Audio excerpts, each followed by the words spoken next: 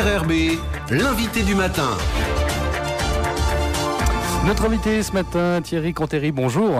Bonjour. Merci d'être avec nous. Vous êtes le nouveau directeur des affaires maritimes de Nouvelle-Calédonie. Un mot tout d'abord sur les affaires maritimes. C'est quelque chose que tout le monde connaît en Nouvelle-Calédonie, mais connaît peut-être mal. Quel est le rôle des AFMAR, comme on dit ?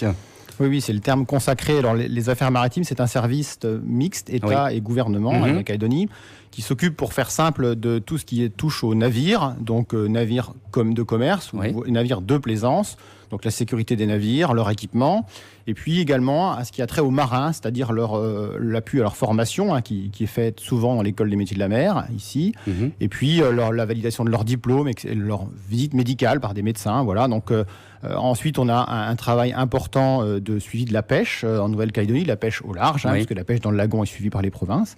Donc, vérification des licences, etc., des distances. Donc, c'est un travail assez large sur la mer, oui. Alors, nous vous recevons ce matin pour évoquer avec vous le parc naturel de la mer de Corail qui se structure. Un mot tout d'abord sur ce parc naturel. Qu'est-ce que c'est en fait le parc naturel de la mer de Corail ? Alors, le parc naturel a été créé en 2014 par le gouvernement de Nouvelle-Calédonie. Donc, c'est une immense aire protégée de plus d'1 million de kilomètres carrés, une des plus grandes du monde, donc il faut le signaler, et qui a vocation à protéger un espace remarquable de récifs coralliens, de biodiversité importante. Et donc ça, c'est l'enjeu principal de ce parc, c'est de préserver cette biodiversité qui est riche et dans certains cas unique au monde, pour certains récifs qui sont assez éloignés de la côte et qu'on ne trouve quasiment plus qu'en Nouvelle-Calédonie. Ce parc naturel, il est géré comment ? Alors, il est géré par un comité de gestion, donc qui est un organe paritaire composé d'élus, de scientifiques, d'organisations non gouvernementales, d'associations, également d'usagers, de professionnels, et qui travaillent ensemble dans un comité de gestion pour construire et définir un modèle dans ce parc, donc proposer des mesures de gestion, de réglementation, mais c'est qu'un organe de proposition, puisqu'in fine, ce sont toujours les autorités habituelles, soit l'État, soit le gouvernement, qui réglementent ce qui se passe dans le parc marin. Quand vous parlez de gestion et de proposition sur la gestion, ça veut dire que ce comité de gestion, il va dire on aimerait bien que telle zone, elle soit complètement interdite, celle-ci, on peut y aller, mais on va réglementer, etc. C'est ça la nature de ce comité de gestion ? C'est un peu ça, effectivement. Donc le comité est éclairé par divers organes, diverses structures, ou parce que les membres savent, dans le cadre de leur vie privée ou professionnelle, font des propositions, et l'idée c'est d'arriver à une forme de consensus, ou en tout cas de compromis très large, pour que des propositions soient soumises aux autorités. C'est tout à fait ça. Ça sert à quoi finalement d'avoir un parc naturel ? Vous le disiez, c'est pour protéger la biodiversité, mais c'est que ça ? C'est qu'une protection de la biodiversité ? Non, l'objectif c'est de protéger évidemment, mais c'est aussi d'accompagner les activités de plaisance ou économiques dans une logique de développement durable, c'est-à-dire de les accompagner pour qu'elles se développent comme avant, mais en faisant un peu plus attention, en respectant beaucoup plus qu'avant la biodiversité. Parce que la protection du milieu marin, c'est assez récent. Il y a des parcs qui ont été créés il y a très longtemps à terre, en métropole, aux États-Unis, c'est les pionniers. Mais en mer, c'est finalement très récent. Ça fait qu'une quinzaine d'années que ça existe. Donc on est en train d'apprendre ensemble à protéger notre milieu marin. Ça veut dire qu'on peut protéger le milieu marin, mais sans pour autant empêcher, par exemple, la pêche ? Alors, tout à fait, c'est l'objectif du parc, c'est pas de mettre tout un espace sous cloche, 1 million de kilomètres carrés, ça n'est pas possible. C'est d'identifier les zones qui ont des enjeux particuliers, donc en travaillant au point de vue scientifique, ou des activités qui ont un impact particulier pour les accompagner à évoluer et à améliorer leurs pratiques. Et donc ça prend du temps, et c'est l'objectif du parc, c'est de créer un cadre pour accompagner ces pratiques vers une gestion plus durable. Alors on évoquait le comité de gestion du parc naturel de la mer de Corail, il va être appuyé à partir de demain par ce qu'on appelle un comité scientifique. Et de quoi s'agit-il exactement ? Alors, en effet, la première réunion du comité scientifique du parc naturel de la mer de Corail se réunit demain à Nouméa.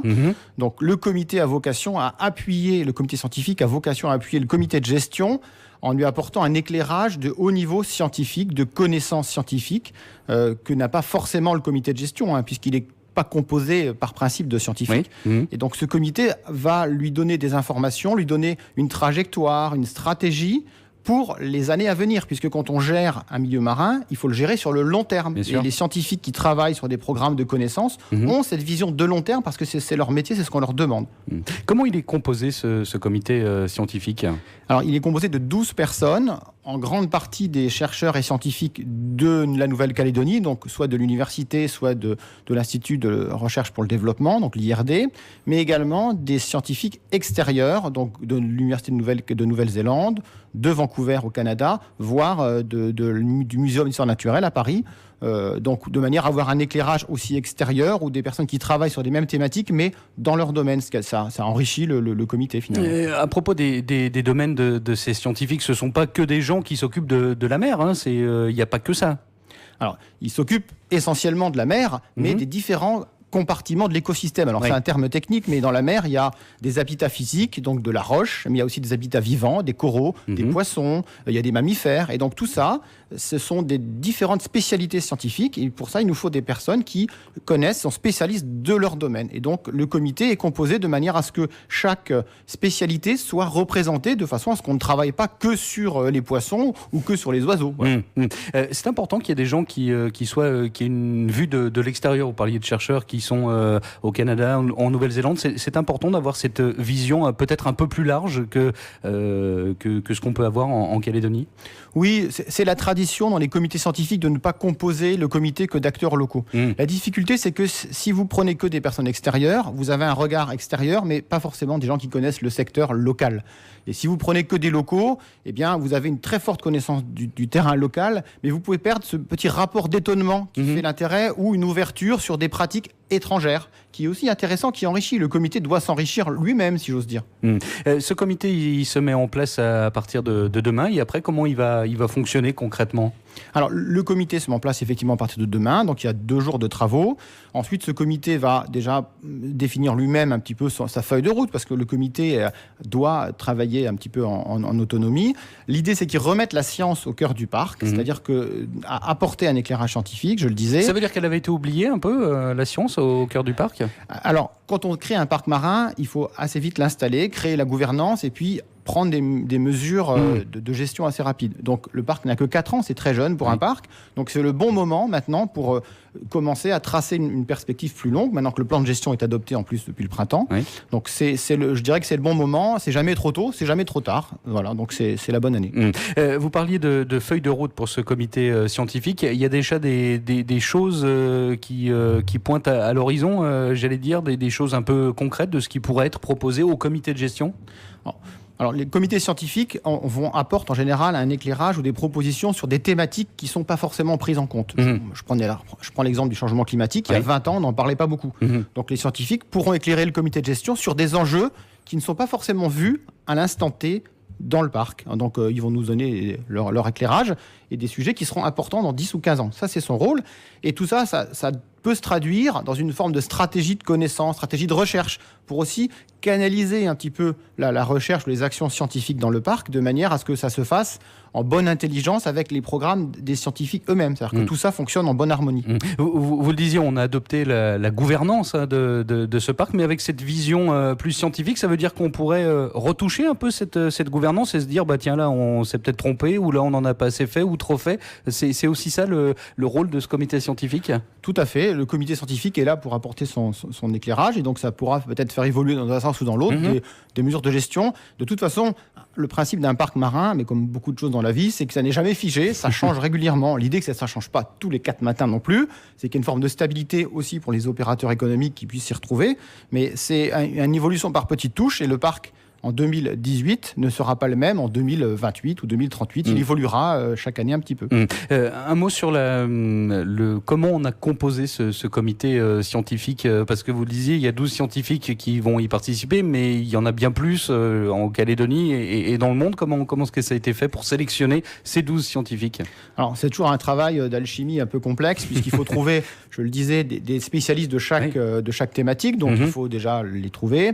Ensuite, il faut qu'ils soient disponibles disponibles, parce que c'est pas toujours le cas. Certains peuvent être loin pour ceux qui ne sont pas calédoniens, ou déjà pris par plein de programmes de recherche pour ceux qui sont ici et donc pas disponibles. Donc tout ça mis bout à bout fait il y a un petit peu moins de 100 scientifiques qui ont été, alors non pas approchés, il n'y a pas eu d'appel à candidature, ça se fait de manière assez simple. Donc à la fin, en réduisant tout ça, il en reste une douzaine. Donc il y a forcément des gens qui n'ont pas été reçus. Le principe premier, c'est évidemment la compétence et la qualité de scientifique. Les 12 membres du comité sont des personnes incontestables, de très haut niveau scientifique.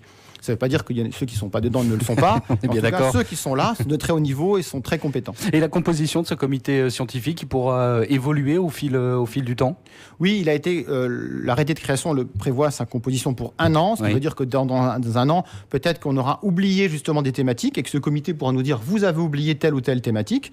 Donc il y a par exemple une juriste, il y a par exemple un spécialiste du patrimoine culturel, c'est bien. On a peut-être oublié d'autres spécialistes, donc on pourra les rajouter. Et puis il y a peut-être des membres qui diront moi je préfère arrêter, c'est trop prenant, c'est trop compliqué ce que vous me demandez.